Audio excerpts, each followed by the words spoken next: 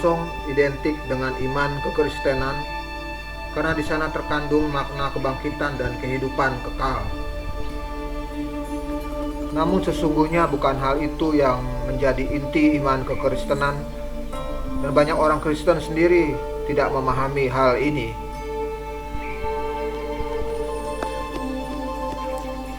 Karena sesungguhnya inti dari iman kekristenan adalah penderitaan, dan Yesus membuktikannya selama ia hadir di dunia.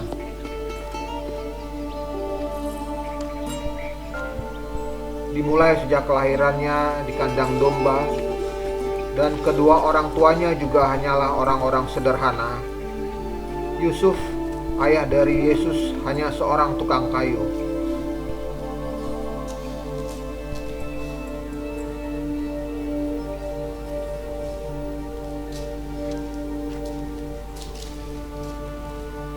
Dalam pelayanannya pun, Yesus selalu menyuarakan tentang kesederhanaan. Bahkan kemiskinan harta duniawi, dan selalu ditampilkan dalam kehidupannya, dan bukan hanya retorika belaka.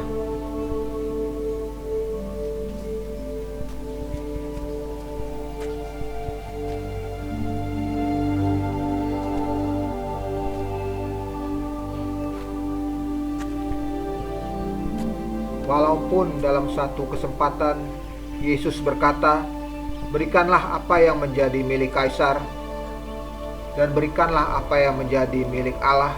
I must return to the city to tell the others. Namun maksudnya adalah untuk mempermalukan orang yang berusaha mencobainya.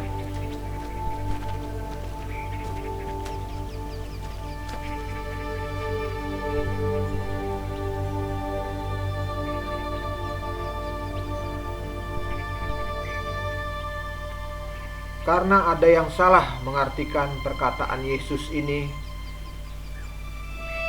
dengan mengesahkan kekayaan sebagai hal yang penting dan harus dimiliki oleh pengikut Kristus.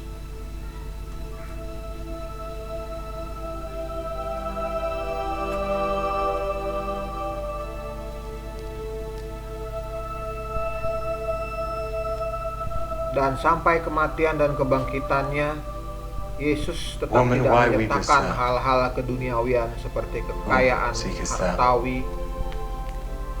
Bahkan bisa kita lihat bahwa Yesus bangkit dan hidup kekal justru setelah ia melawan kemegahan dunia ini beserta segala kemewahannya. Rabboni, Touch me not, for I am not yet ascended to my Father.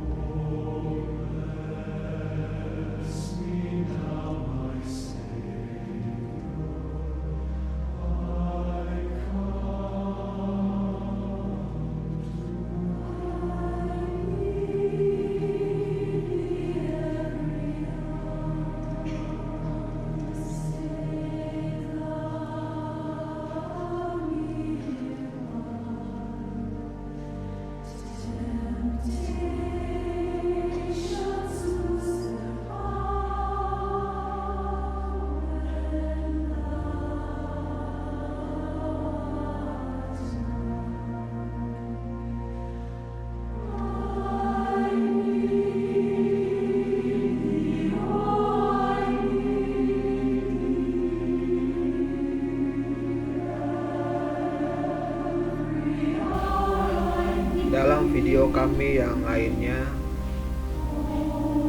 kami telah membicarakan mengenai akhir zaman, dan bukan hal yang mengherankan apabila pelayanan Yesus 2000 tahun yang lalu berkaitan dengan apa yang akan terjadi di akhir zaman ini.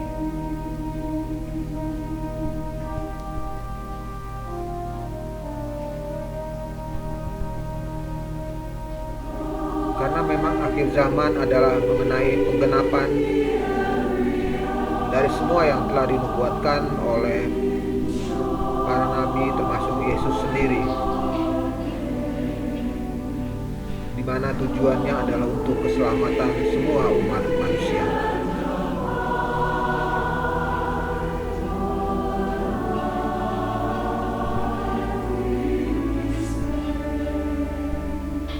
Dan dari semua nubuatan akhir zaman yang telah ditulis, kita mungkin paling familiar dengan kitab Wahyu yang ditulis oleh Yohanes anak Zebedeus.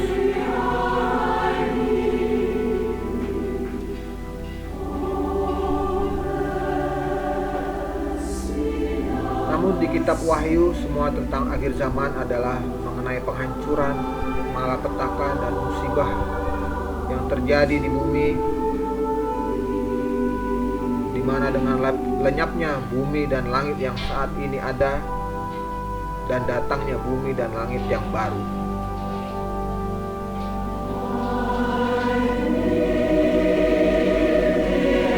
Namun ternyata ini bukanlah hal-hal yang mengejutkan, karena memang jika ingin yang baru datang, maka yang lama harus dilenyapkan dahulu. Sebagaimana Yesus mengatakan tentang lahir baru, dan juga bahwa darah dan daging tidak mendapat tempat di sana.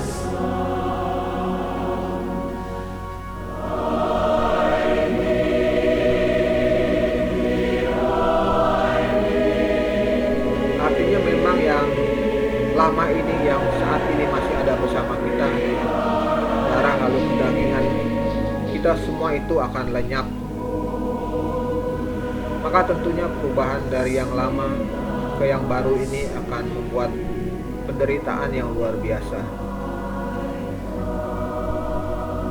Bagaimana tidak, karena manusia selama ini hidup dan bisa hidup dengan mengandalkan kedagingannya, harus dilenyapkan begitu saja.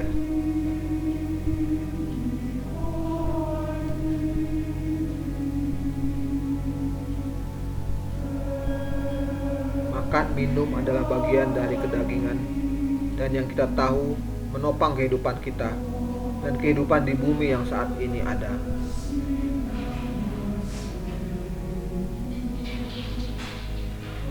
Maka apakah bukan hal yang sangat luar biasa jika itu harus dihilangkan?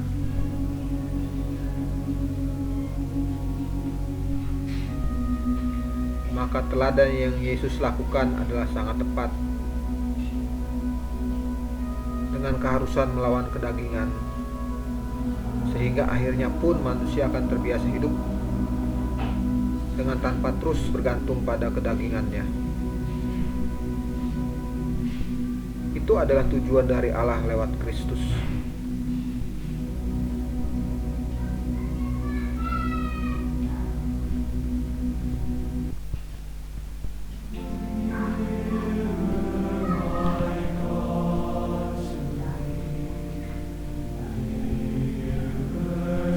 Di bumi dan di langit yang baru, manusia hidup seperti malaikat di surga.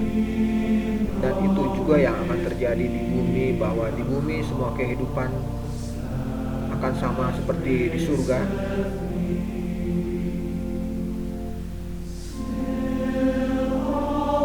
Maka semua yang lama yang ada di bumi saat ini tidak akan ada lagi, termasuk kehidupan berkembang biak dan bertambah banyak.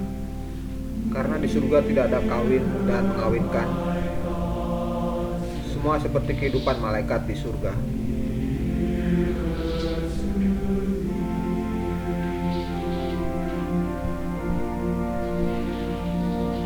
Maka sudah mengertilah kita bahwa di akhir zaman ini akan terjadi musibah, malapetaka, dan penderitaan karena memang semua bertujuan untuk penghancuran bumi yang lama yang penuh dengan dosa dan penistaan.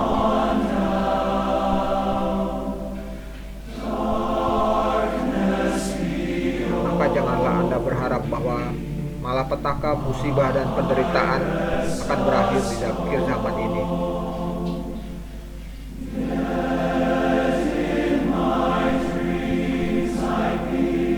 Semua tidak akan berakhir, namun terus akan terjadi sampai akhirnya bumi dan langit yang lama akan membawa maut bagi manusia dan akan hancur.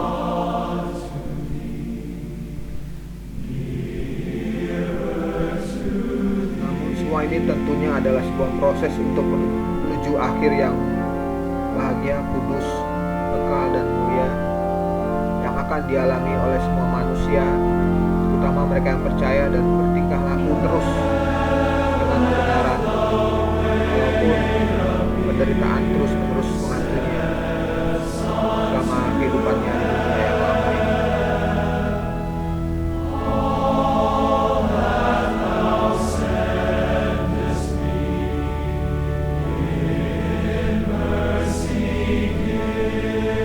Hingga akhirnya kita akan memiliki kekekalan bagaimana Kristus yang saat ini kekal berada di surga.